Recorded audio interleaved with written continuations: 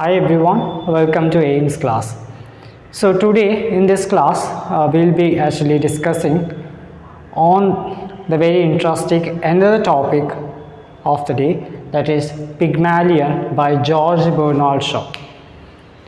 In the history of English literature as well as in the history of world literature, this particular writer and the play is unavoidable. Like Pygmalion എന്ന play വളരെ പോപ്പുലറാണ്, അതുപോലെ തന്നെ world ലിറ്ററേച്ചറിൽ unavoidable ആയിട്ടുള്ള, മാറ്റി നിർത്താൻ സാധിക്കാത്ത അത്രയും prominent ആയിട്ടുള്ള ഒരു സ്ഥാനം പിഗ്മാലിയൻ എന്ന പ്ലേയിനുണ്ട്. At the same time the writer Bernard Shaw was a revolutionary writer who has almost become what you call a turning point to the field of drama or to the field of playwriting എന്ന ഫീൽഡിൽ തന്നെ വളരെ ഏത് രീതിയിലായിരിക്കണം in the future how one should write a play, or how the earlier plays or the strategies of the earliest plays were restricted or been abandoned by the Bernard Shaw has made a history in the literature. തൻ്റെ revolutionary idea കാരണവും place എഴുതാനുള്ള തൻ്റെ അതിയായ what you call the ability that made a history in the literature of English.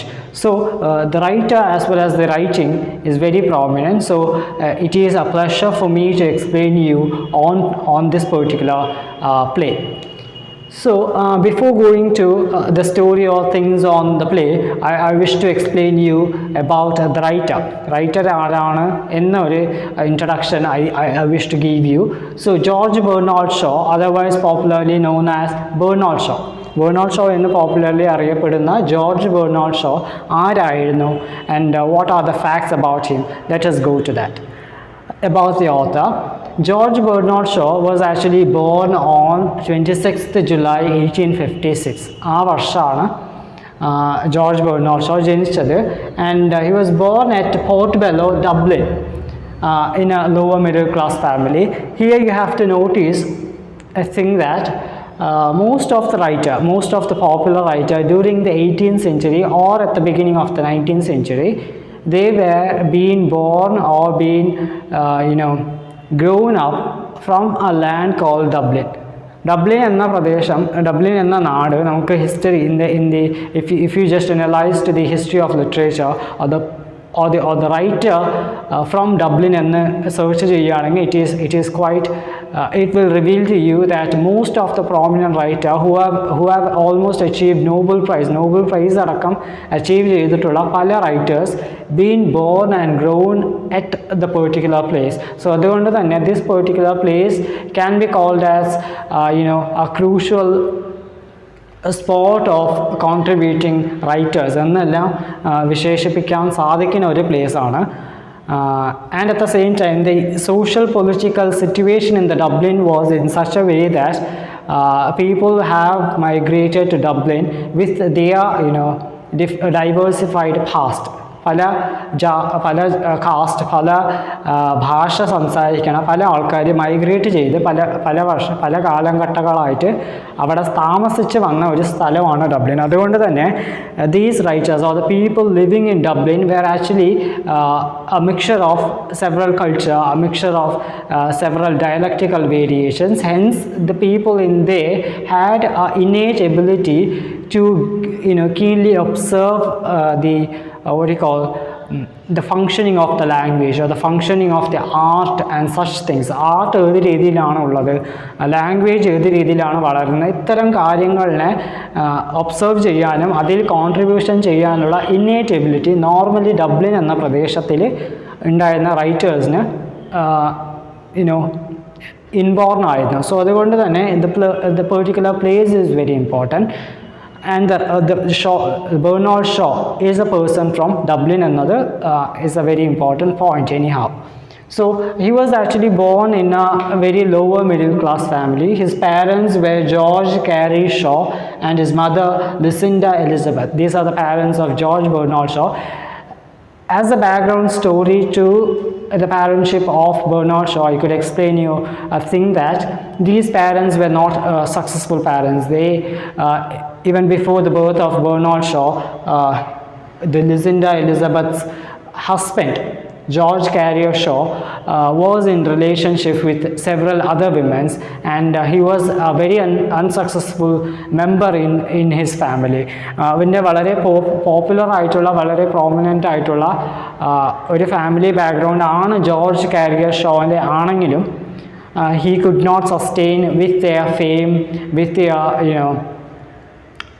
with the success of the family. He was very unsuccessful, having relationship with several women or like failing in business. അത്തരം വളരെ ചീപ്പായിട്ടുള്ള കാര്യങ്ങളും വളരെ ഇൻസക്സസ്ഫുൾ ആയിട്ടുള്ള കാര്യങ്ങളും ചെയ്തിട്ടുള്ള ഒരു വ്യക്തിയായിരുന്നു George Bernard ഷോയുടെ father. At the same moment we have Lucinda Elizabeth also had a relationship with another man, and they could not live together, giving or conveying the morality of the concept called love എന്ന റിലേഷൻ്റെ ലവ്ഫുൾ റിലേഷൻ്റെ morality എന്തെന്ന് പറഞ്ഞു കൊടുക്കാനോ അല്ലെങ്കിൽ തെളിയിച്ചു കൊടുക്കാനുള്ള ആ രീതിയിലുള്ള മൊറലിസ്റ്റിക് ആയിട്ടുള്ള ലൈഫ് അല്ല normally the parents of Bernard show lead ചെയ്തിരുന്നത്. അതുകൊണ്ട് തന്നെ we cannot expect the Bernard Shaw with a high morality of explaining things. He always concerned to the brutality of the commoners, the very what do you say, he could not give access to the problems of the society or the politics. Rather all he had to focus was the problems in the relationship. നമുക്കൊരിക്കലും Bernard show എന്ന റൈറ്ററിൽ നിന്നും socio political ചേഞ്ചിനുള്ള ഒരു catalytic കാര്യങ്ങൾ കണ്ടെത്താൻ സാധിക്കില്ല. At the same moment we can find things told by Bernard Shaw upon the errors in the relation. അത് കാരണം എന്തെന്ന് എന്നതാണ് I'm actually explaining. The parentage of Bernard Shaw was very insuccessful, and even at the same time I've given here that Lucinda had affair or relationship with somebody called George John Lee എന്നൊരു വ്യക്തിയുമായിട്ടായിരുന്നു ലുസിൻഡ Elizabeth റിലേഷനിൽ ഉണ്ടായിരുന്നത് at the moment when George Bernard Shaw was born. ആൾ ജനിക്കുന്ന സമയത്ത് തൻ്റെ അമ്മ George John Lee എന്നൊരാളുമായിട്ടായിരുന്നു ജീവിച്ചു കൊണ്ടിരുന്നത്. Though the father is George Carr Shaw, she was living with this person, and for certain years കുറച്ച് കാലഘട്ടങ്ങൾ വരെ ജോർജ് ബെർണാർഡ് ഷോയ്ക്ക് തൻ്റെ അച്ഛൻ ഇയാളല്ല ജോർജ് കാരിയർ ലീ ആണ് എന്ന് പോലും അറിയില്ലായിരുന്നു. He was actually like misleaded by with name itself. George എന്ന അച്ഛൻ്റെ പേര് തന്നെ ഉപയോഗിച്ചത് കാരണം ഒരു കൺഫ്യൂഷനിലാണ് താൻ ജീവിച്ചത്. അതുകൊണ്ട് തന്നെ in the later year he was actually accusing his mother, telling that she didn't show me any indifferences upon the parentage, and that sort of ignorance upon my എന്നെ കെയർ ചെയ്യാനുള്ള തൻ്റെ ignorance that hurt me a lot എന്നൊക്കെയാണ് George Bernard Shaw later in the year in his writings he has explained. So that actually explains you, that gives you an idea that how the parentage or the earlier life of Bernard Shaw was. He could not sustain in the field of education or in developing his career എന്നൊന്നും നമുക്ക് വളരെ successful ആയിരുന്നു എന്ന് മനസ്സിലാക്കാൻ സാധിക്കില്ല because of these reasons. So these points are quite important as a background to this. Why all the time when I come here to explain you about the author, why I give you extra reasons, extra negligible reasons. ഇത്തരം negligible reasons എന്തുകൊണ്ടാണ് പറയുന്നത് means these background stories of the writers will give you sort of idea toward why the writer is writing these sort of writing. എന്തുകൊണ്ടാണ് ഈ work ഈ രീതിയിൽ എഴുതിയിട്ടുള്ളത്, എന്തായിരിക്കും കാരണം. When you access to the theory of psychoanalysis, you actually grab hold to the mentality of the writer, and most of the time we can access to the mentality of the writer through the writing. അയാൾ എന്താണോ എഴുതിയിട്ടുള്ളത് ആ വാക്കുകൾ, ആ dialogues or the symbols he has used, അത് വെച്ചിട്ട് മാത്രം തന്നെ നമുക്ക് മനസ്സിലാക്കാൻ പറ്റുള്ളൂ. At the same moment, I prefer you that if you go through the very story, very personal story or the private part of the writer മനസ്സിലാക്കുകയാണെങ്കിൽ normally നമുക്ക് ആ റൈറ്റർ എന്തുകൊണ്ടാണ് ആ രീതിയിൽ എഴുതിയത്, or even you can criticize, even you can give opinions on the particular theme of the writing in a very great manner. And that's the reason why I'm giving explanation on these certain unavoidable points. Anyhow, just let's go with the points here. And George Bernard Shaw and his family was actually belonging to a Protestant family in Ireland. Irelandil കാത്തോലിസിസത്തിൻ്റെ against ആയിട്ടുള്ള ഒരു Protestant family, strong Protestant ഫാമിലിയിലാണ് George Bernard Shaw ജനിച്ചതും വളർന്നത്. അതുകൊണ്ട് തന്നെ more likely we can get to know that his parents had an ideology which always had a courage to protest the errors. സൊസൈറ്റിയിലും റിലീജിയനിലും ഉള്ള എറേഴ്സിനെ rectify ചെയ്യാനും കണ്ടംന് ചെയ്യാനുള്ള ഇന്നേറ്റ് എബിലിറ്റി നോർമലി തൻ്റെ ഫാമിലിയിലുള്ള എല്ലാവർക്കും തന്നെ ഉണ്ടായിരുന്നു. And we know that Bernard Shaw highly occupied with a theme called Marxism, classism എന്നീ തീമുകളിലാണ് most of the writings of Bernard Shaw focus ചെയ്തിട്ടുള്ളത്. So why he has gone through, or why he has involved himself or indulged himself into the Marxism എന്നതിനുള്ള reason ഇത്തരം ചില പോയിന്റ്സിൽ നിന്ന് നമുക്ക് മനസ്സിലാക്കാൻ പറ്റും. Personally, he belongs to a family which was protesting to the religious errors, and he belongs to a strong Protestant family in Ireland. And that might be the reason why he in his future become a Marxist writer.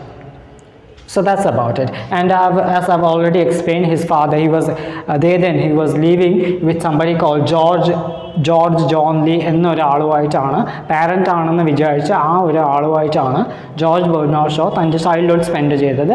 At the same moment, we will get to know that this particular man was quite supportive. Though he was not the father of him, he was so supporting, and he was a local musician ആയിരുന്നു.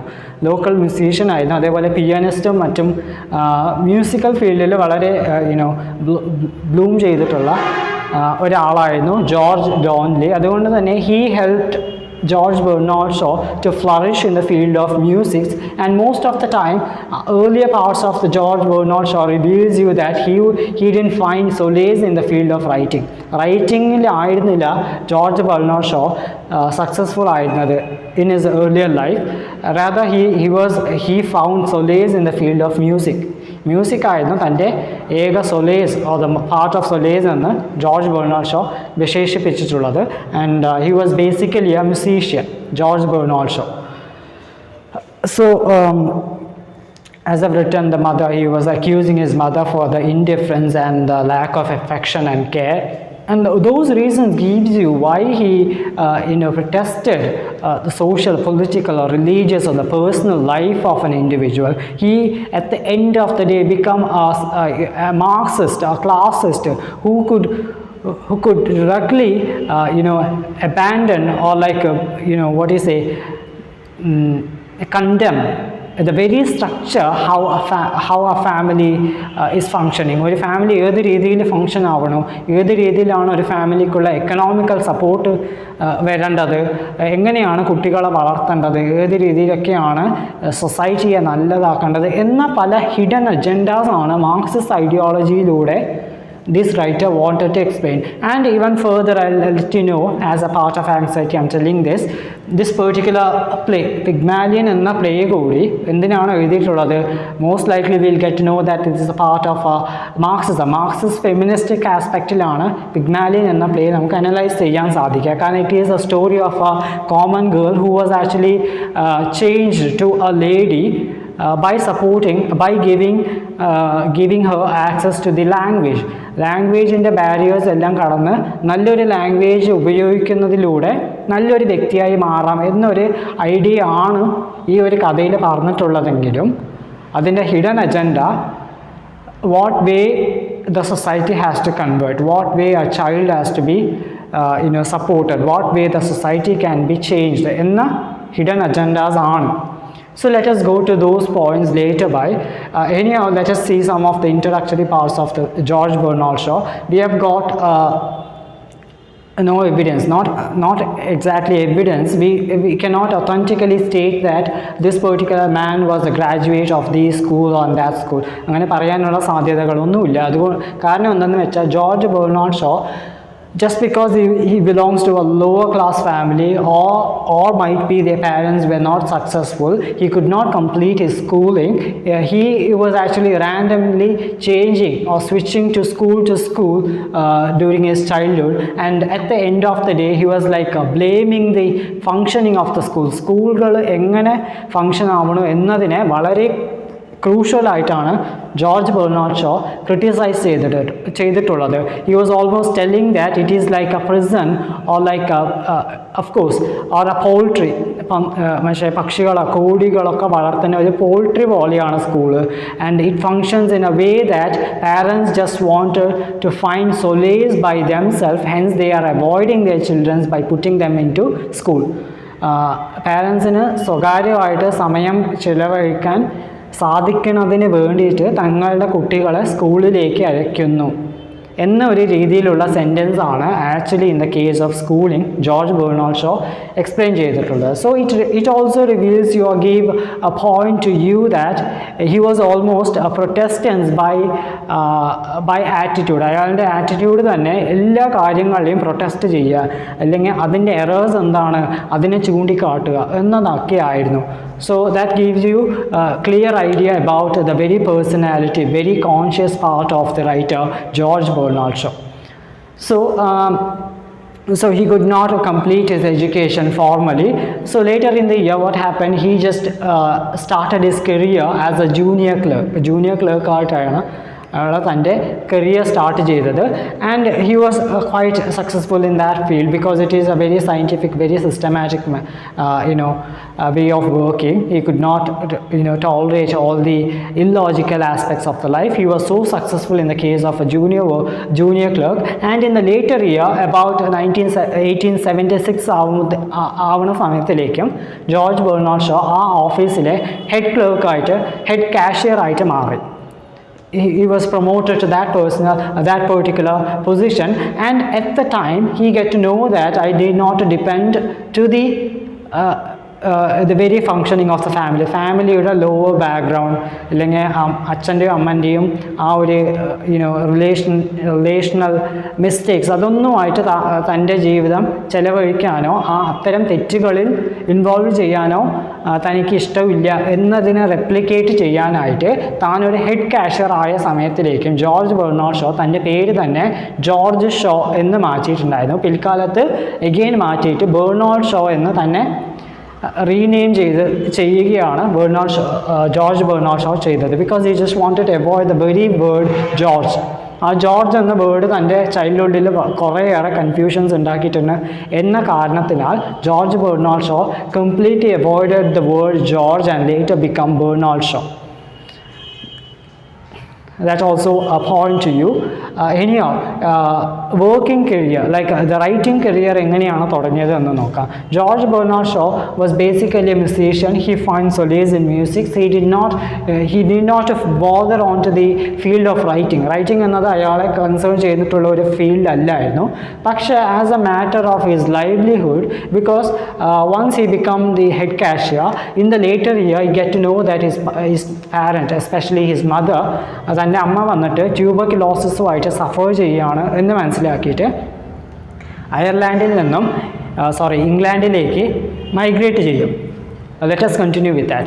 I was actually explaining that George Bernard Shaw get to know, once he become the head cashier, he get to know that his mother was suffering out of tuberculosis, so he had to come back to Ireland from England. And once he comes here, his mother dies, and he just go back at Ireland. And once he goes there, he find he cannot sustain in the field of those sort of professional works. അത്തരം വർക്കുകൾ ചെയ്യാനുള്ള അധികമായിട്ടുള്ള ignorance, like laziness.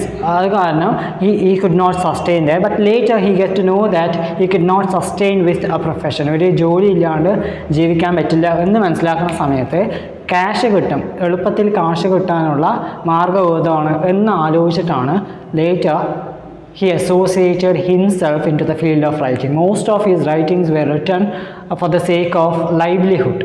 We cannot expect, we cannot find George Bernard Shaw writing for the flourishment of the literature at the earlier part, but later once he becomes so serious on writing or write especially plays, he become a very turning point of English literature. Anyhow, let us see which were the earlier works of George Bernard Shaw. In the year 1878 is when he started writing his plays, works. ആദ്യമായിട്ട് ഒരു blank verse, it is sort of ഒരു blank verse ആണ്, ഒരു പ്ലേക്ക് വേണ്ടിയിട്ടുള്ള blank verse ആണ്. Satirical blank verse was what George Bernard Shaw has written at the first time, and later it was not published because it was unfinished play, unfinished work. At the same time it was quite what do you call giving problem to the religious aspect of the society. താൻ ജീവിച്ചിരുന്ന സൊസൈറ്റിയുടെ religious concept തന്നെ തെറ്റാണ് എന്ന രീതിയിലാണ് ആ blank verse എഴുതിയിട്ടുണ്ടായിരുന്നത്. അതുകൊണ്ട് തന്നെ the first work of George Bernard Shaw was actually banned by the religious people.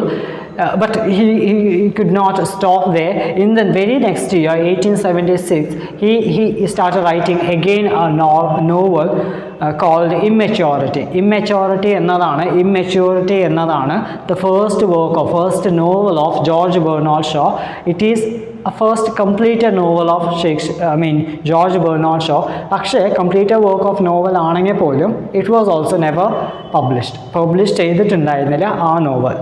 So again in the year 1886 ആ സമയത്തിലേക്ക് ജോർജ് ബെർണാഡ് ഷോ എഴുതിയിട്ടുള്ള വളരെ ഫേമസ് ആയിട്ടുള്ള ഒരു വർക്കാണ് the irrational not.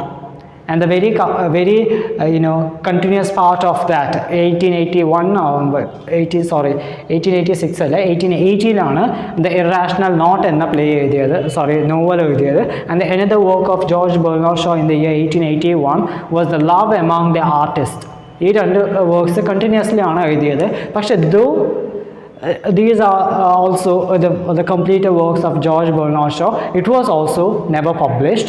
Rather in the later year, കുറച്ച് കാലങ്ങൾ കഴിഞ്ഞതിന് ശേഷം ഈ വർക്ക് ബുക്കായിട്ട് പബ്ലിഷ് ചെയ്യുന്നതിന് പകരം നോവലായിട്ട് സീരിയലൈസ് ചെയ്യപ്പെടുകയാണ്. സീരിയലായിട്ടാണ് പുറത്തേക്ക് വന്നത്.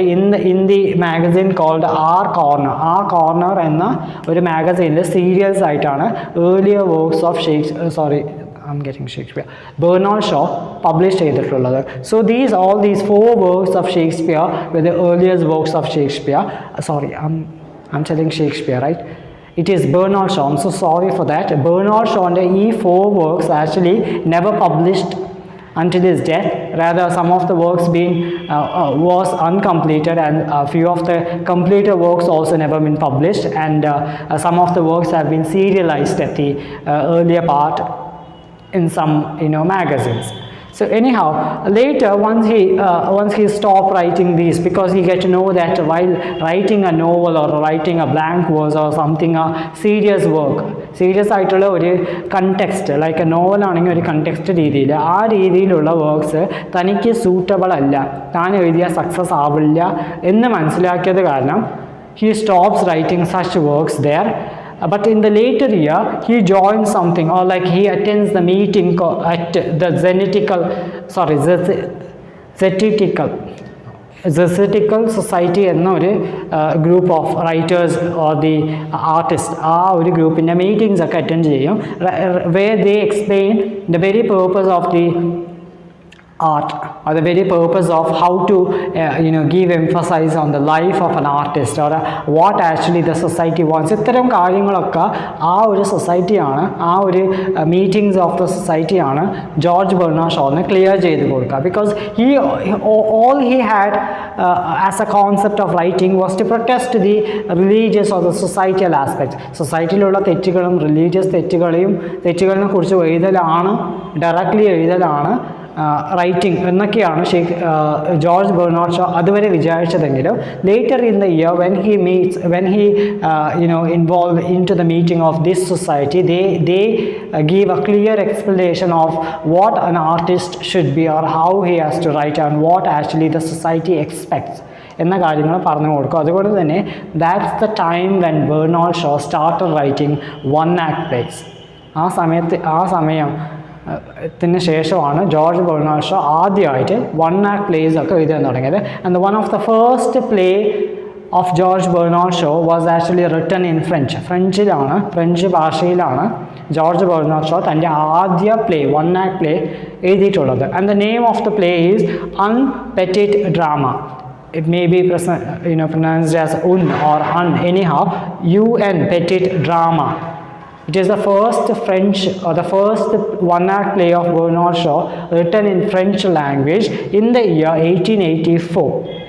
But it was also, as usual, never published until his death. അയാൾ മരിക്കണമായിരിക്കും ഈ ഒരു പ്ലേ പബ്ലിഷ് ചെയ്തിട്ടില്ല, one-act play പബ്ലിഷ് ചെയ്തിട്ടില്ല.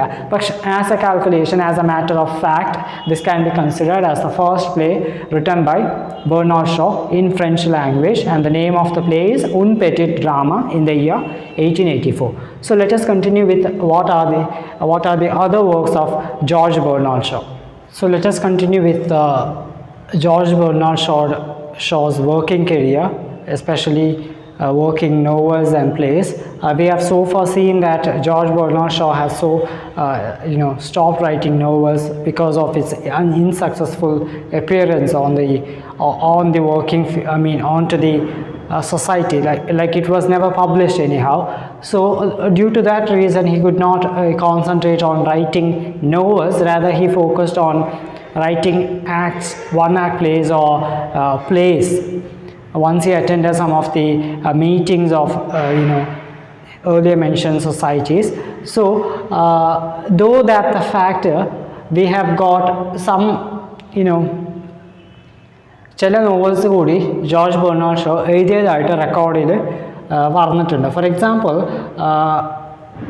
when you take biographical or a historical record of George Bernard Shaw, the 1880s are very crucial part or crucial phase of George Bernard Shaw, because before that he was a very unsuccessful man. He could not achieve anything in the field of writing. Even in the beginning of 1880s he could not write anything that become popular at the end of the day.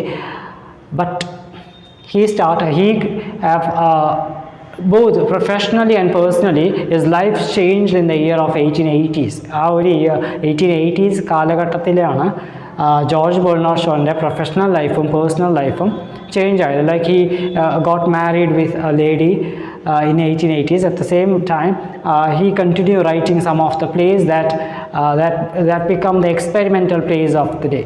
അവിടെ experimentally എഴുതി നോക്കാം എന്ന രീതിയിൽ കുറേ plays എഴുതിയിട്ടുണ്ട്, novels എഴുതിയിട്ടുണ്ട്. Some of the last written, അവസാനമായിട്ട് എഴുതിയിട്ടുള്ള ചില പ്ലേസ് ആണത്. ലൈക്ക് കാഷ്യൽ ബൈറൺസ് പ്രൊഫഷൻ എന്ന novel. Cashel's Byron profession was a novel written by Bernard Shaw in the year 1882-1883. ആ ഒരു സമയത്താണ് ഈ പ്ലേ എഴുതിയിട്ടുള്ളത്. And it was never as usual publish ചെയ്യപ്പെട്ടിട്ടുണ്ടായില്ല, ആസ് എ നോവലായിട്ട് പബ്ലിഷ് ചെയ്യപ്പെട്ടില്ല. പക്ഷേ ലേറ്റർ ഇൻ ദ ഇയർ 1886 ആയ സമയത്തിലേക്ക് സീരിയലായിട്ട് അതിനെ പബ്ലിഷ് ചെയ്തു. And also it was like a ബുക്കായിട്ട് എഴുതി ചിട്ടപ്പെടുത്ത്, ലൈക്ക് ലൈബ്രറി കളക്ഷനായിട്ട് ഒരു ബുക്ക് ഫോമിൽ ചെയ്തത് ഇൻ ദ ഇയർ 1886. പക്ഷേ it was never published as a നോവലായിട്ട് ഒരിക്കലും പബ്ലിഷ് ചെയ്തതല്ല ഈ novel, the Cashel Byron's profession of 1882-1883. And the very last novel written by George Bernard Shaw was the Unsocial Socialist. An Unsocial Socialist എന്നതാണ് അവസാനമായിട്ട് ജോർജ് Bernard show എഴുതിയിട്ടുള്ള നോവൽ. And the novel was not a commercial success ഒന്നുമായില്ല. George Bernard show എഴുതിയിട്ടുള്ള യാതൊരു നോവലും തന്നെ കൊമേഴ്ഷ്യലി സക്സസ് ആയിരുന്നില്ല. It was quite an unsuccessful novel, and they were never been published anyhow, and those even become become barrier for the religious flourishment. അതുകൊണ്ട് തന്നെ പല plays, പല novels of George Bernard Shaw have been initially complete ആവുന്നതിന് മുമ്പ് തന്നെ ban ചെയ്യപ്പെട്ടിട്ടുള്ളതാണ്. So those are the stories of Bernard Shaw's novel writing. And some of the plays പിൽക്കാലത്ത് സീരിയലായിട്ട് publish ചെയ്തിട്ടുള്ളതാണ്. പക്ഷേ ആ ഒരു കാലഘട്ടത്തെ ജോർജ് ബെർണാഡ് ഷോ എഴുതിയിട്ടുള്ള എല്ലാ നോവൽസും if you take now and if you just read on to the pages, they explains revolutionary ideas. They explains a thought that changes the religious aspect of that there then society. പക്ഷേ ആ സമയത്ത് publish ചെയ്യാത്തത് കൊണ്ട് തന്നെ these novels were unsuccessful, but these novels are revolutionary. Hence most of the critics would opinionize that 1880s of George Bernard Shaw writing career was quite important. In the later year, what happens, he gets to know that he could not survive in the field of novels, and due to that reason he stands alone in the writing bench. And we have got somebody called Arches എന്ന ഒരാളാണ് Bernard ഷോളിൻ്റെ writing സ്റ്റൈലിനെ മനസ്സിലാക്കുകയും പിൽക്കാലത്ത് George Bernard ഷോളിനെ വളരെ സപ്പോർട്ടീവായിട്ട് ഭവിക്കുകയും തൻ്റെ എല്ലാ റൈറ്റിങ്സിനെയും appreciate ചെയ്യുകയും ചെയ്ത ഒരാളാണ് ആർച്ചസ് എന്ന ആൾ. And he was actually critic, social critic ആയിരുന്നു. And he was actually working at a magazine called the world എന്നൊരു സോഷ്യൽ ക്രിറ്റിക് പ്ലാറ്റ്ഫോമിൽ വർക്ക് ചെയ്തുകൊണ്ടിരുന്ന ഒരു സോഷ്യൽ ക്രിറ്റിക്കാണ് ആർക്കസ്. And later once he was resigned from the job, he believe that George Bernard Shaw is the perfect or a suitable men to achieve that position. ആ ഒരു position പിൽക്കാലത്ത് കൊണ്ടുപോകാൻ പറ്റുന്ന ഒരു സമർത്ഥനായിട്ടുള്ള ആൾ ജോർജ് ബെർണാഡ് ഷോ ആണ് എന്ന് കണ്ടെത്തിയ ആളാണ് ആർക്കിസ്. അതുകൊണ്ട് തന്നെ George Bernard Shaw പിൽക്കാലത്ത് after the resignation of this artist, this man George Bernard Shaw become the formal satirist or the formal critic of the magazine The World, and of course he become the critic of another musical critical platform called the star എന്ന ഒരു critical പ്ലാറ്റ്ഫോമിൻ്റെ ക്രിറ്റിക്കായിട്ടും George Bernard Shaw work ചെയ്തിട്ടുണ്ട്. And that reveals you that George Bernard Shaw was quite successful in the field of criticism or satirizing the society. അത്തരം കാര്യങ്ങളിൽ George Bernard Shaw വളരെ പോപ്പുലറായിരുന്നു. Writing a small context that explains or that satirizes the societal errors ചെയ്യുന്നതിൽ George Bernard Shaw was very successful. And later in the year he was a musical critic with a pseudonym. തൻ്റെ ഒരു pen നെയിമായിട്ട് കോമോ D ബേഴ്സാറ്റോ എന്നൊരു വാക്ക് or like ആ ഒരു name ഉപയോഗിച്ചിട്ട് പല musical ക്രിറ്റിസിസവും George Bernard Shaw ചെയ്തതായിട്ട് റെക്കോർഡുകളിൽ കണ്ടെത്തിയിട്ടുണ്ട്. Like George Bernard Shaw was a musical critic on the magazine called the star, and he was working there with a pen name called Corno di Bassetto. That's one of the fact there. And artist also he gave away the profession to George Bernard Shaw, and in the later year this artist has helped George Bernard Shaw to write all the plays major plays in his life. തൻ്റെ ജീവിതത്തിൽ താൻ എഴുതിയിട്ടുള്ള പല പ്ലേസിനും കോ writer ആയിട്ടും വളരെ സപ്പോർട്ടീവായിട്ടും എല്ലാ എല്ലാ സാധ്യതകളും പറഞ്ഞു കൊടുക്കുകയും ഹെൽപ്പ് ചെയ്യുകയും ചെയ്തിട്ടുള്ള ഒരാളാണ് ആർച്ചസ് എന്ന ആൾ. So the first play of George Bernard Shaw, the widower, ഒരു സക്സസ്ഫുൾ ആയിട്ടുള്ള പ്ലേ ആയിരുന്നു ദ വിഡോവേഴ്സ് ഹൗസ് എന്ന play of George Bernard Shaw, which was published in the year 1884. ആ ഒരു സമയത്തിലാണ് ഈ പ്ലേ പബ്ലിഷ് ചെയ്തത്. And that was quite successful, ഒരു കൊമേഴ്ഷ്യലി സക്സസ്ഫുൾ ആയിട്ടുള്ളൊരു പ്ലേ ആണ് the widowers house. And this was actually co authored or supported by the artist. So at the same time, at the same year, like 1885, ആ ഒരു കാലഘട്ട സമയത്തിലേക്ക് George Bernard Shaw again 2 play കൂടി എഴുതിയിട്ടുണ്ടായിരുന്നു. The philanderer and mister Warren's profession and the philanderer are the two another plays written by George Bernard Shaw, and that also became very popular at the time, and which was also been supported and co-written by somebody called Arches. So that was the beginning of the writing career, the very play writing of Bernard Shaw in 1880s, like 1884, till 1890s. He started writing. He was quite successful in writing plays and the experimental novels. So the first play, very successful play of George Bernard Shaw എഴുതിയിട്ടുള്ളതിൽ വളരെ successful ആയിട്ടുള്ള first play ഏതെന്ന് നോക്കുകയാണെങ്കിൽ that is the arms and the man. Arms and the man എന്ന വർക്കാണ് George Bernard ഷോയുടെ first successful commercial success of Bernard Shaw. It was published in the year 1885. ആ ഒരു സമയത്താണ് അത് പബ്ലിഷ് ചെയ്തിട്ടുള്ളത്. And in the later year I have listed on some of the plays written in 1818 സമയത്ത് George Bernard show എഴുതിയിട്ടുള്ള ചില place ആണ് ഇവിടെ തന്നിട്ടുള്ളത്. Like Devil's Disciple was also a very successful play of George Bernard Shaw, which was actually produced by somebody called Richard Mansfield. Richard Mansfield എന്ന ആൾ വളരെ popular ആയുള്ള producer ആയിരുന്നു. So he who have produced the play The Devil's Disciple, which was a commercial success. And ആ ഒരു സമയത്തിന് ശേഷമാണ് all the plays of George Bernard Shaw become popular and noticed, സൊസൈറ്റിയിൽ notice ചെയ്യപ്പെട്ടതും അതിന് ശേഷമാണ്. So the plays has written here, You Never Can Tell എന്ന play, and the Learners and Caesar and the Cleopatra എന്ന play of George Bernard Shaw, Captain Brassbound's Conversation എന്നൊരു play of George Bernard Shaw, and he has also written a short play in the period of in the phase of 1880s. 1818 സമയത്ത് എഴുതിയിട്ടുള്ള ഒരു ചെറിയ short play ആണ് The Man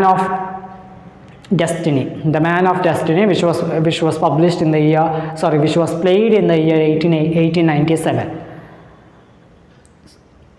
So these are the plays written in the 18s of George Bernard Shaw.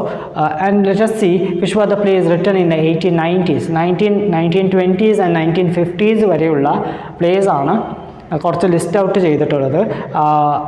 And the major plays of those phase are here.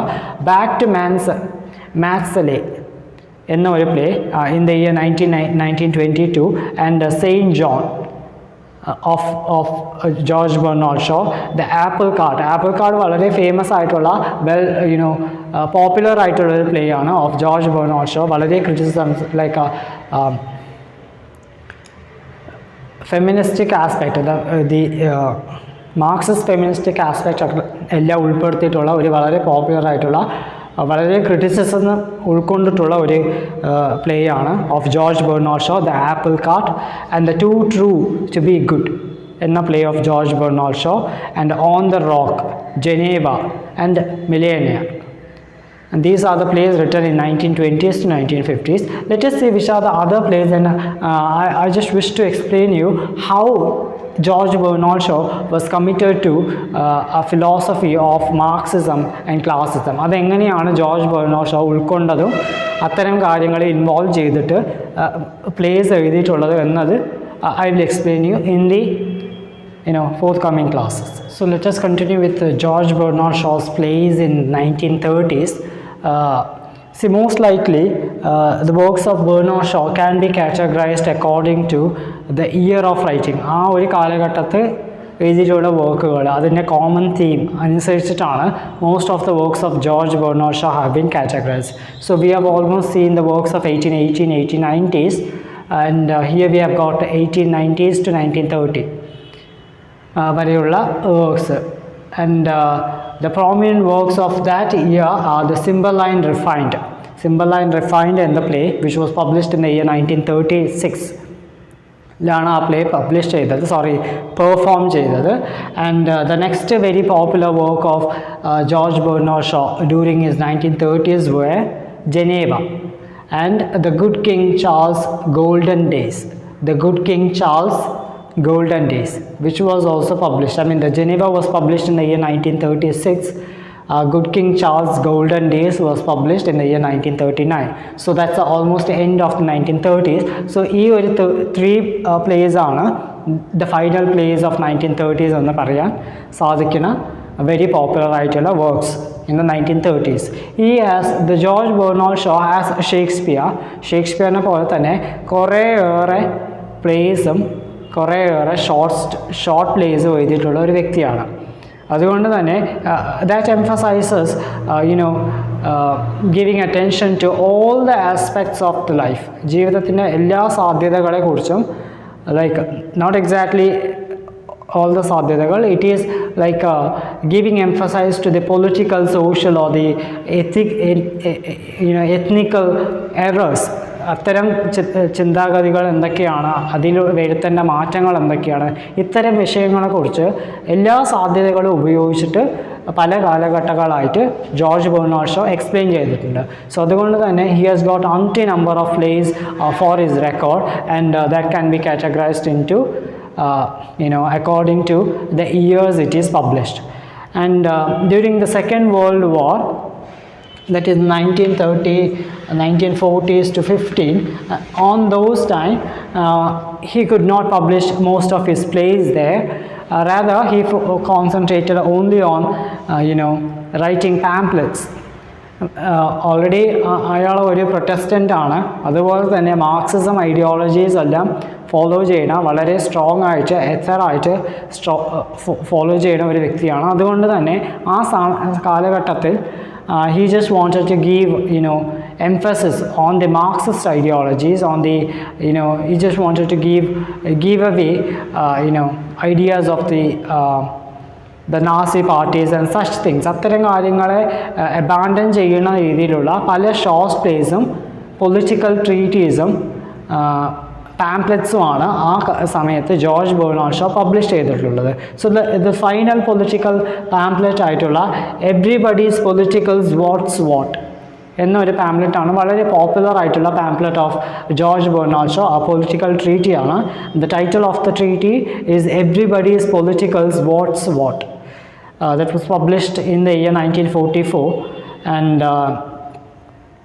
one of the other thing that you have to see here is that all the plays, ഈ കാലഘട്ടം വരയ്ക്കും George Bernard show എഴുതിയിട്ടുള്ള പ്ലേകൾ, most of the plays has been inspired to be converted in to films ആയിട്ട് convert ചെയ്യാൻ സാധിക്കുന്ന രീതിയിലുള്ള place ആണ് ജോർജ് ബെർണാഡ് ഷോ എഴുതിയിട്ടുള്ളത്. അതുകൊണ്ട് തന്നെ we have got very important person call Pascal എന്നതൊരു വളരെ ഇമ്പോർട്ടൻ്റ് ആയിട്ടുള്ള ഒരാളാണ്. ആ വ്യക്തിൻ്റെ ഇമ്പോർട്ടൻസ് എന്തെന്ന് വെച്ചാൽ he has almost produced or made films out of Bernard Shaw's plays by getting permission from him. അയാളിൽ നിന്ന് പെർമിഷൻ വാങ്ങിച്ച് പല ബെർണാഡ് ഷോയുടെ പ്ലേസിനും ഫിലിമായിട്ട് കൺവേർട്ട് ചെയ്തിട്ടുള്ള ഒരു പ്രധാനപ്പെട്ട വ്യക്തിയാണ് പാസ്കൽ.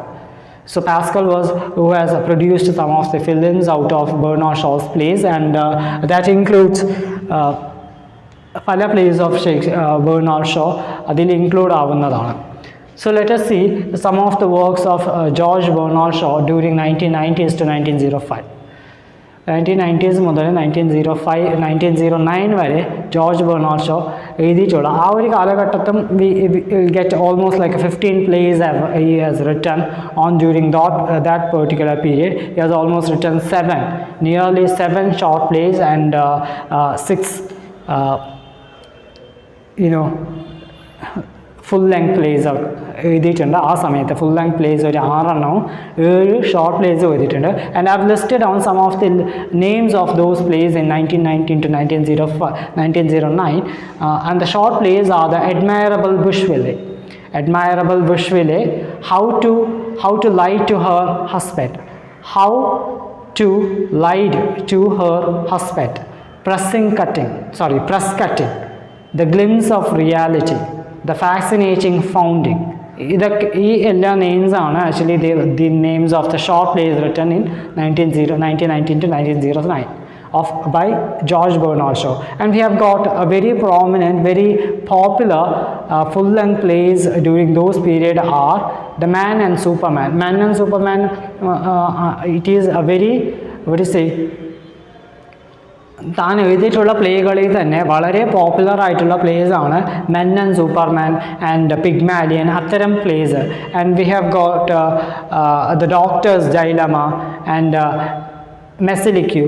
ഇത്തരം പ്ലേസുകളെല്ലാം ജോർജ് ബെർണാർഡ് ഷോൻ്റെ വർക്കിംഗ് കരിയറിൽ വളരെ പ്രോമിനൻ്റ് ആയിട്ടുള്ള, സക്സസ്ഫുൾ ആയിട്ടുള്ള, അതേപോലെ തന്നെ പൊളിറ്റിക്കൽ റീഫർമേഷന് കാരണമായിട്ടുള്ള പ്ലേസ് ആണ്. So these are the list of plays in the 1990s, that is man and superman, published in the year 1902, and the John Bull's Other Island, Major Barbara, and the Doctor's Dilemma, Getting Married, Missiliquy. So these are the plays written in that particular period, and according to the some critics, they give emphasize, they just substantiate, telling that these plays actually explains about the individual social or ethnical errors. They just wanted to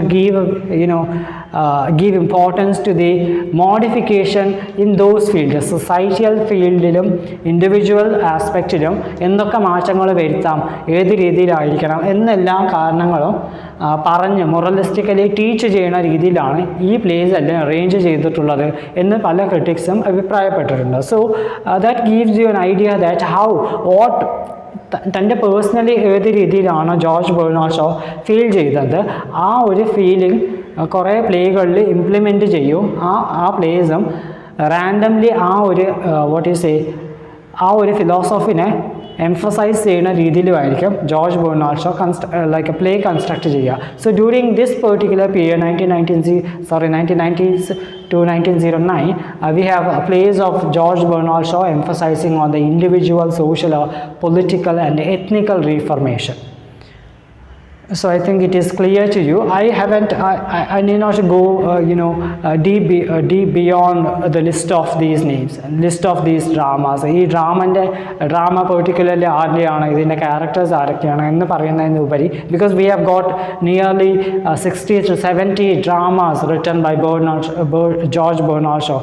Of course, for that reason I cannot go beyond this.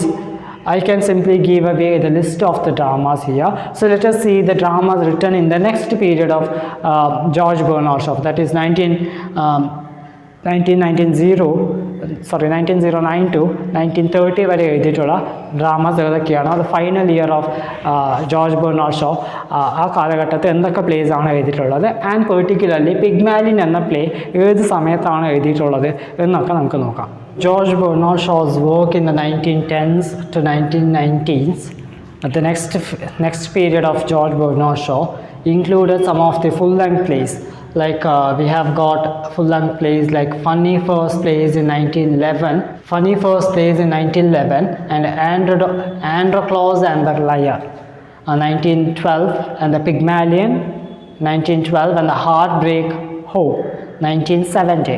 So these are the four plays, very popular plays written in 1910s മുതലുള്ള കാലഘട്ടത്തിൽ George Bernard show എഴുതിയിട്ടുള്ള വളരെ popular ആയിട്ടുള്ള full length place ആണ് ഈ നാലെണ്ണം. The funny first play എന്ന play in the year 1911, and the Androclos and the Lion enna play in the 1912, and the Pygmalion in the year 1912. It is notable that the Pygmalion enna play ee year lana എഴുതിയിട്ടുള്ളത് 1912, or maybe stage ചെയ്ത year ആണ് 1912. And the Heartbreaking Home enna play was written in the year 1907. So these are the four plays written on that particular period, and we have got a bunch of short plays written on the time. ആ സമയത്ത് കുറേയേറെ short plays എഴുതിയിട്ടുണ്ട്. Let me read that for you. Next year. Okay, we have got nearly 8 short plays written on that particular period, and the plays are The Dark Lady of the Sonnets, Overruled, The Music Cure, Great Catherine, The Inca of Jerusalem, O Ferhati VC, Augustus Does His Bit, Anna Janska, The Bolshevik Empress. ഈ എല്ലാ പ്ലേസാണ് short place ആയിട്ട് George Bernard show in the year 1910 to 1919 കാലഘട്ടത്തായിട്ട് എഴുതിയിട്ടുള്ളത്. The 4 major place, full length place ആണ് ഇവ. അതേപോലെ തന്നെ short place as I read for you the 8 plays written on that particular period.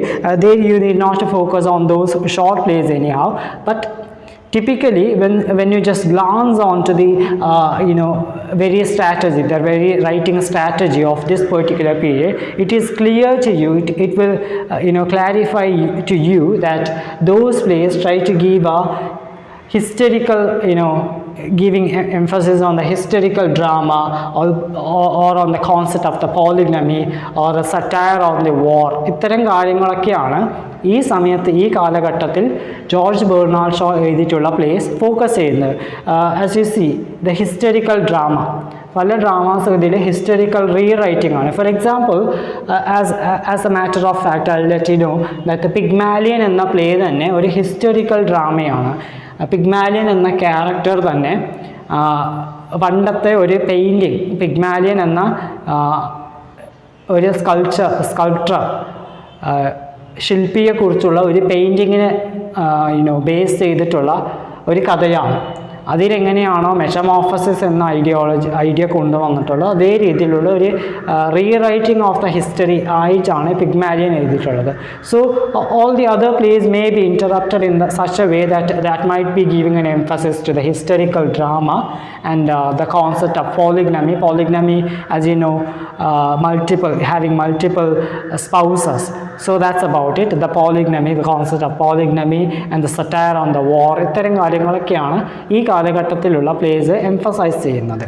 So let us go to the next period of George Bernard Shaw. Actually, I've already given you the major plays in the 1920s to 1950s.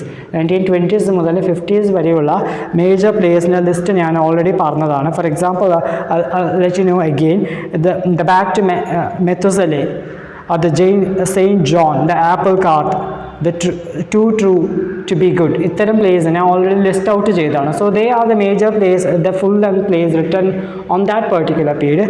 But here I have listed on some of the short plays of that particular period, and we have got short plays like 6 short plays written on that particular period, and the plays are The Village Wooing, The Six of Calais, The Cymbeline Refined, and The Perfected Fables, Shakespeare's version Shaft, Why She Would Not. ഇതൊക്കെയാണ് short plays of that particular period. Actually if you just look into the connection between the full length plays and the short plays, it is structured in such a way that the full length play gives you a clear idea on a very serious topic, and the additional topics, the subtopics that derives onto the main topic are what can be seen on the very short plays written by Bernard Shaw. തൻ്റെ പ്രധാന കഥ എന്താണോ അതിനെ സംബന്ധിക്കുന്ന അല്ലെങ്കിൽ അതിന് relatable ആയിട്ടുള്ള additional points ഒക്കെയാണ് normally short plays of Bernard ഷോൻ്റെ കാണാൻ പറ്റുക. അതേപോലെ തന്നെ few of the other short plays that gives a clear idea on the political pamphleting. ആ കാലഘട്ടത്തിലുള്ള പൊളിറ്റിക്കൽ പാംപ്ലേറ്റിംഗ് എങ്ങനെ ചെയ്യാം, അല്ലെങ്കിൽ പൊളിറ്റിക്കൽ സറ്റാറൈസേഷൻ എങ്ങനെ ചെയ്യാം എന്ന കാര്യങ്ങളെ വളരെ ക്ലിയർ കട്ടായിട്ട് വളരെ ചുരുക്കിയ രീതിയിലാണ് short plays of Bernard Shaw എഴുതിയിട്ടുള്ളത്. So it is also like time lacking ചെയ്യാതെ വളരെ വിത്തിൻ ദ ടൈം ഒരു സൊസൈറ്റി, ഒരു പൊളിറ്റിക്കൽ പാർട്ടിനെ importance, like what you say, giving pamphleting to that, or like a campaigning for that എന്നല്ല രീതിയിൽ ആണ് short plays of Bernard Shaw arrange ചെയ്തിട്ടുള്ളത്. So that's about we need not bother much about the short plays of Bernard Shaw. They might be a subversion of the major plays. So major plays are what we have to focus more. So let us see. As you know that George Bernard Shaw is much popular due to his writing in the field of drama. Drama എഴുതിയത് കാരണമാണ് George Bernard Shaw വളരെ popular ആയത്. So what is the connection between George Bernard Shaw and drama? As you know, one of the reason, as I've already told you, George Bernard Shaw could not sustain in the field of what do you call it, the novels, all the novels of Bernard Shaw were never published because it was more likely it was banished and considered as a very unsuccessful novels. Hence പിൽക്കാലത്ത് സീരിയലാക്കി മാറ്റുകയും ചെയ്തിട്ടുള്ളതാണ് novels of Bernard Shaw. അതുപോലെ അല്ല Bernard ഷോൻ്റെ plays were revolutionary. How the plays of Bernard Shaw plays എഴുതുന്ന രീതി തന്നെ വളരെ റെവല്യൂഷണറി ആയിരുന്നു. ആ കാലഘട്ടത്തുള്ള കണ്ടംപററി റൈറ്റേഴ്സിനെയും അതിന് മുമ്പുണ്ടായിരുന്ന ഫോർമൽ റൈറ്റേഴ്സിനെയും അബാൻഡൻ ചെയ്ത് ആ റൈറ്റിംഗ് സ്റ്റൈലെല്ലാം അബാൻഡൻ ചെയ്യുന്ന രീതിയിലാണ് ബെർണാഡ് ഷോ തൻ്റെ പ്ലേസ് പ്രസൻറ്റ് ചെയ്തിട്ടുള്ളത്. For example, even as A musician and A musical critics, നമ്മൾ ഓൾറെഡി നോക്കിയതാണ് ബെർണാഡ് ഷോ ഒരു മ്യൂസിക്കൽ ക്രിറ്റിക്കാണ്. ദ വേൾഡ് എന്ന ഒരു മാഗസീനിൽ മ്യൂസിക്കൽ ക്രിറ്റിക്കായിട്ട് ഒരു പെൻ നെയിമിൽ അല്ല വർക്ക് ചെയ്യുകയും മ്യൂസിക്കൽ ഫീൽഡിലുള്ള എറേഴ്സ് എല്ലാം പറയുകയും ചെയ്തിട്ടുണ്ട്. At the same time we know that the plays of the earlier period of Bernard ഷോൻ്റെ കാലഘട്ടത്തിൽ പ്ലേസ് എഴുതുന്നതിന് മുമ്പ് വരെ പ്ലേസ് ഷേക്സ്പിയറിയൻ സ്റ്റൈലിലാണ് എഴുതിക്കൊണ്ടിരുന്നത്. Most likely we get to know that Shakespearean dramas are a mixture of melodramas and ട്രാജഡിയും മെലോഡ്രാമാസും കോമഡിയും എല്ലാം മിക്സ് ചെയ്തിട്ടുള്ള രീതിയിലാണ് ഷേക്സ്പിയർ എഴുതിയിട്ടുള്ളത്. Or hence we probably anticipate that all the dramas of Shakespeare would include blank verse. ഒരു കവിതയോ blank വേഴ്സോ include ചെയ്തിട്ടുള്ള രീതിയിലോ അഥവാ മെലോ ഡ്രാമ എന്ന രീതിയിലുള്ള എംഫസൈസ് കൊടുത്തിട്ടൊക്കെയാണ് ഷേക്സ്പിയറിയൻ ഡ്രാമാസ് എഴുതിയിട്ടുള്ളത്. അതുകൊണ്ട് തന്നെ as A musician, this particular man, George Bernard Shaw, didn't wanted to give importance to something called melodrama. He abruptly abandoned the usage of the music in his place. He believed that music always redirect you from interpreting a situation. ഒരു സിറ്റുവേഷനെ എങ്ങനെ interpret ചെയ്യണം, ഏത് രീതിയിൽ perceive ചെയ്യണം എന്ന ഒരു കോൺസെപ്റ്റിനെ വളരെ mislead ചെയ്യുന്ന ഒരു പാട്ടാണ് മ്യൂസിക് എന്നാണ് ബെർണാഡ് ഷോ അഭിപ്രായപ്പെട്ടിട്ടുള്ളതും. ടെക്നിക്കലി ആ രീതിയിലാണ് he has opinionized, and he is telling that at the time when he joined the London theatre in the 1990s, ആ സമയത്ത് ജോർജ് ബെർണാഡ് ഷോ ലണ്ടൻ തിയേറ്ററിൽ അസോസിയേറ്റ് ആവുന്ന സമയത്ത് he told that all the plays played in the London theatre has to be revived.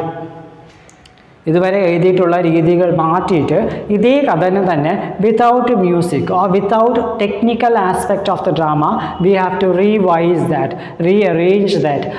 അങ്ങനെ ചെയ്യുന്ന സമയത്ത് ആ place എങ്ങനെയായിരിക്കും, ഏതെങ്കിലും മറ്റ് ഡിഫറൻസ് എന്തെങ്കിലും കാണാൻ പറ്റുമോ എന്ന രീതിയിൽ ഒരു എക്സ്പെരിമെൻ്റൽ രീതിയിൽ he just wanted to revive all the plays played in the London theatre. And he also opinionized that I am against to melodrama or sentimental aspects of the drama or the stereotypical aspects of the London theatre. London theatre ഇതുവരെയും play ചെയ്തിട്ടുള്ള ഡ്രാമൻ്റെ എല്ലാ what do you call notions, ആ ഒരു സ്റ്റീരിയോടിപ്പിക്കൽ notions എല്ലാം abandon ചെയ്യണം. മറ്റൊരു രീതിയിൽ ഒരു വളരെ സയൻറ്റിഫിക് ആയിട്ടുള്ള വളരെ സിസ്റ്റമാറ്റിക് ആയിട്ടുള്ള രീതിയിൽ ഇല്ലെങ്കിൽ അഡ്വാൻസ് ആയിട്ടുള്ള രീതിയിലായിരിക്കണം പ്ലേസ് എഴുതണം എന്ന് പേഴ്സണലി ബിലീവ് ചെയ്തതും അപ്ലൈ ചെയ്തിട്ടുള്ള ഒരാളാണ് George Bernard Shaw. And some of the time, whenever he gets time, he spent or lavishly spent time in criticizing the effect of the music in a play. എഴുതുന്ന സമയത്ത് മ്യൂസിക്കിൻ്റെ effect എന്താണ്, music ഏത് രീതിയിലാണ് mislead ചെയ്യുന്നതും guide ചെയ്യുന്നതും എന്നതിനെക്കുറിച്ചൊക്കെ critical നോട്ട്സും ആർട്ടിക്കിൾസും എഴുതുമായിരുന്നു George Bernard Shaw. He was actually being combining against the music or the involvement of the music in the drama. And anyhow, George Bernard Shaw was also a politician. Not a politician, he involved himself in the political activities through the dramas. Drama ഉപയോഗിച്ചിട്ടും articles എഴുതിയിട്ടും അല്ലെങ്കിൽ short plays എഴുതിയിട്ടും political റീഫോർമേഷന് വേണ്ടി equally stand ചെയ്തിരുന്ന ഒരു വ്യക്തിയാണ് George Bernard Shaw.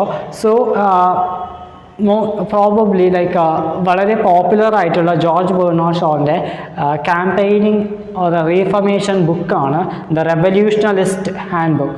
The book of revolutionist എന്നെല്ലാം പറയപ്പെടുന്ന ദ റെവല്യൂഷണലിസ്റ്റ് ഹാൻഡ് ബുക്ക് എന്ന book which was actually published in the year 1903.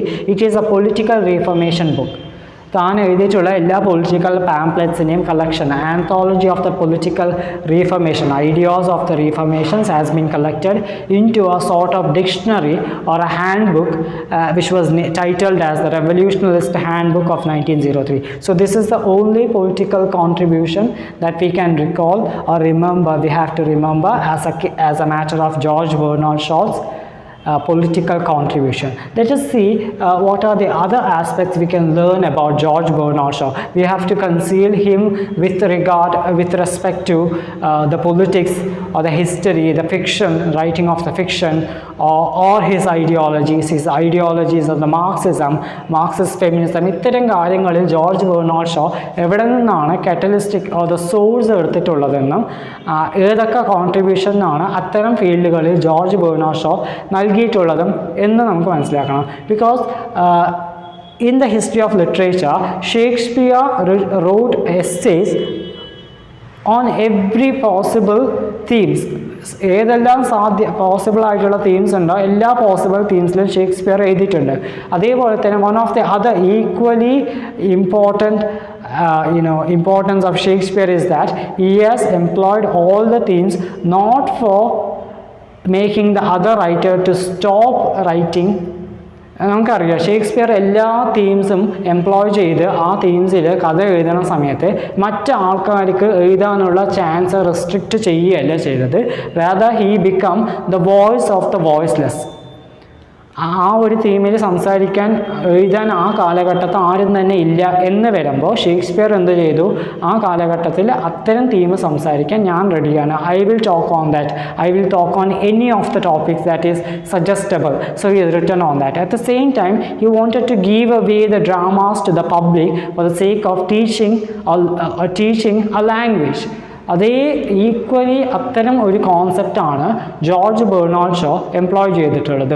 As you see, he has written number of plays during his lifetime and he has almost employed all the possible themes. At the same time he wanted to give emphasis to some of the themes which are restricted for the then writers or the contemporary writers to use.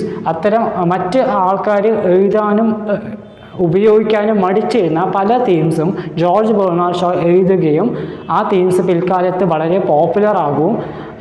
Even he has introduce some of the themes like Marxist feminism പോലത്തെ themes ഒന്നും അതുവരെയ്ക്ക് ആരും തന്നെ ഉപയോഗിച്ചിട്ടില്ലായിരുന്നു. George Bernard Shaw has made or like he become the milestone or the creator of those themes. So let us see what are the contributions of George Bernard Shaw in those respective themes.